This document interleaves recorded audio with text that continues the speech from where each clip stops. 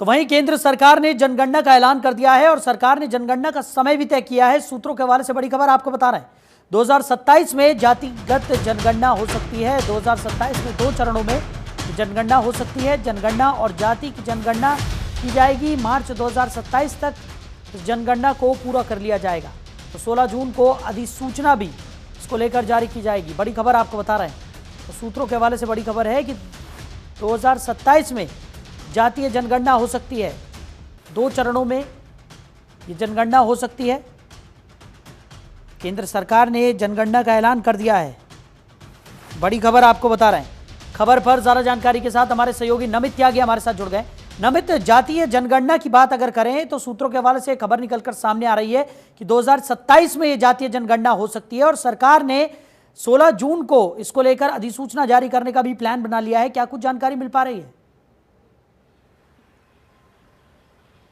देखिए, बिल्कुल निश्चित तौर पर अगर हम भारत की बात करें तो भारत के अंदर 2011 के बाद जो जातीय जनगणना है वो 1 अक्टूबर 2026 से शुरू हो सकती है, क्योंकि केंद्रीय गृह मंत्रालय की तरफ से जो अधिकारियों के सूत्रों से हमें जानकारी मिली है 16 जून को जातीय जनगणना को लेकर एक अधिसूचना जो है वो जारी की जाएगी, जिसके बाद 1 अक्टूबर 2026 से जो पहला चरण है वो शुरू होगा। पहले चरण में जिन इलाकों के अंदर बर्फबारी होती है, जहां पर मौसम जो है वो एक जैसा नहीं रहता है, चाहे उसमें जम्मू कश्मीर की बात करें, हिमाचल की बात करें, उत्तराखंड की बात करें, लद्दाख की बात करें, लेह लद्दाख की बात करें, इन इलाकों के अंदर पहले फेज में जातीय जनगणना की शुरुआत होगी, जो कि पहला फेज जो है वो 1 अक्टूबर 2026 से शुरू होगा। इसके अलावा बाकी देश के जो दूसरे राज्य हैं उन राज्यों के अंदर 1 मार्च 2027 के आसपास जो है वो दूसरा चरण शुरू होगा। यानी कि 2011 में जो आखिरी बार देश के अंदर जातीय जनगणना हुई थी, उसके बाद अब 2026 में जो है ये जातीय जनगणना की शुरुआत हो रही है। हालांकि जो जातीय जनगणना होती है ये 10 साल के गैप के बाद होती है,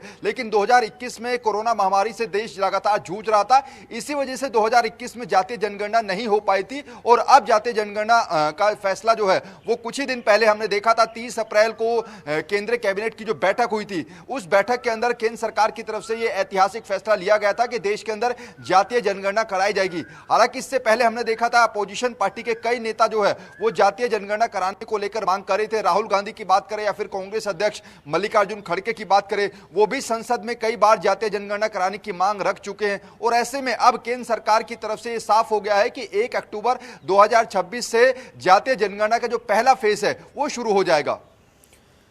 बिल्कुल। और नमित, अगर बात की जाए, क्योंकि विपक्ष की तरफ से जैसा कि आपने जिक्र किया कि लंबे समय से जातीय जनगणना की मांग यहां पर हो रही थी, लेकिन अब केंद्र सरकार ने भी इसको लेकर फैसला कर लिया है कि 2027 तक ये जातीय जनगणना पूरी हो जाए।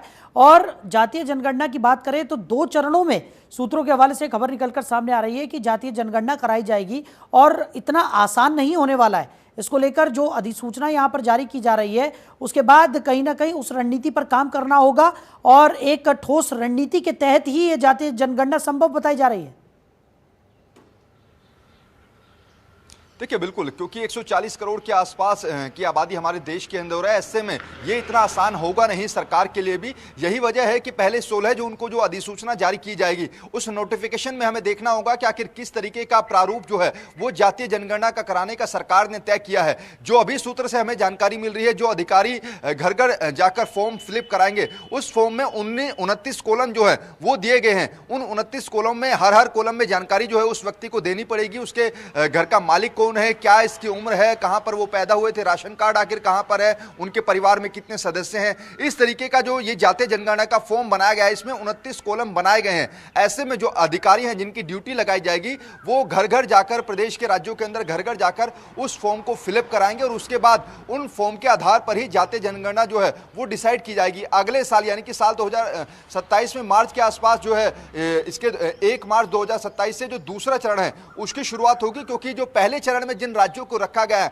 वहां पर जैसा मैंने पहले ही बताया कि नवंबर दिसंबर के आसपास बर्फबारी होती है, चाहे उत्तराखंड हो या फिर हिमाचल हो या फिर जम्मू कश्मीर हो। यही वजह है कि वहां पर सरकार ने पहले फेज का समय दिया है 1 अक्टूबर 2026 से वहां पर जातीय जनगणना शुरू होगी। यानी कि बर्फबारी से पहले पहले हो सकता है कि उन इलाकों के अंदर जो जातीय जनगणना का काम है उसको शायद सरकार पूरा कराना चाह रही हो।